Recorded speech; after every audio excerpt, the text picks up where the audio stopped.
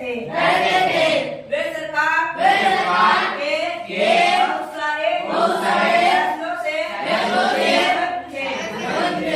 लेकिन अगर वे इन फैसलों की आलोचना करते थे तो उन्हें भारी खतरों का सामना करना पड़ता था। स्वतंत्रता आंदोलन ने यह स्थिति बदल डाली। राष्ट्रवादी खुलेआम ब्रिटिश सरकार की आलोचना करने लगे और अपनी मांगे पेश करने लगे।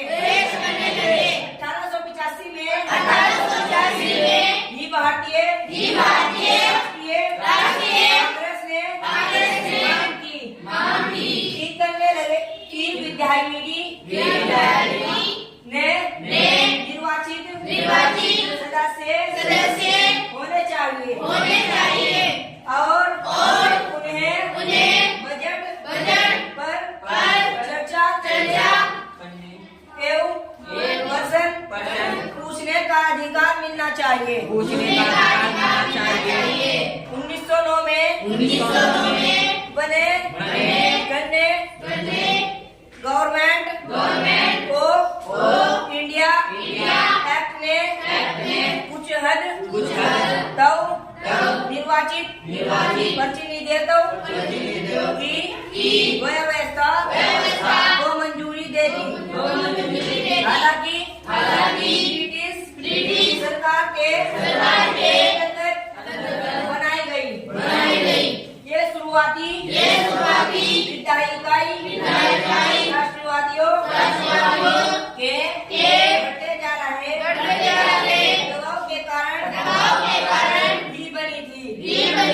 लेकिन इनमें भी सभी वयस्कों को न तो वोट डालने का अधिकार दिया गया था और न ही हम लोग ये प्रक्रिया में हिस्सा ले सकते थे।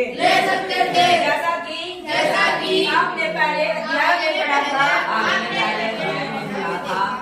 शासन के अनुभव और स्वतंत्रता संघर्ष में तरह के लोगों की हिस्सेदारी के आधार पर राष्ट्रवादियों को विश्वास हो गया था।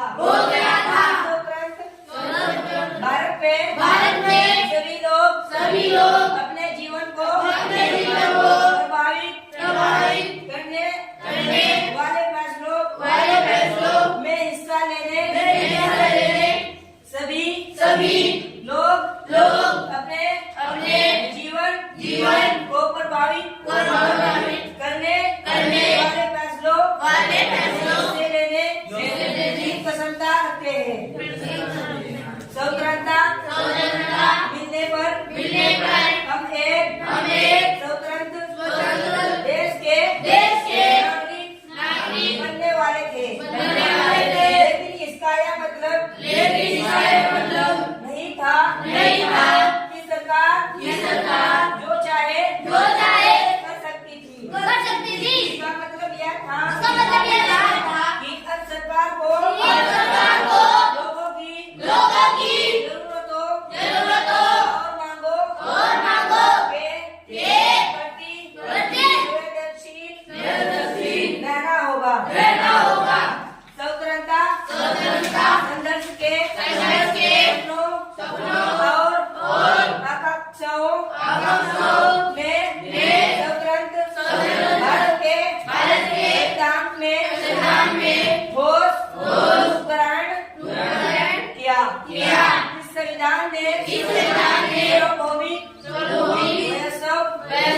मताधिकार के सिद्धांत को अपनाया।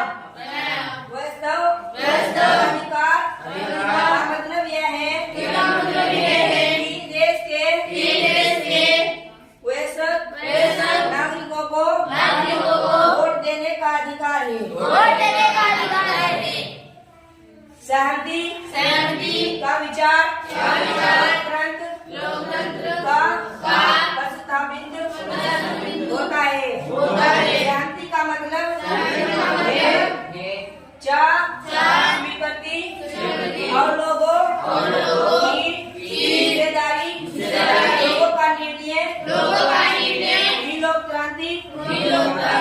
सरकार का करता है और उसके कामकाज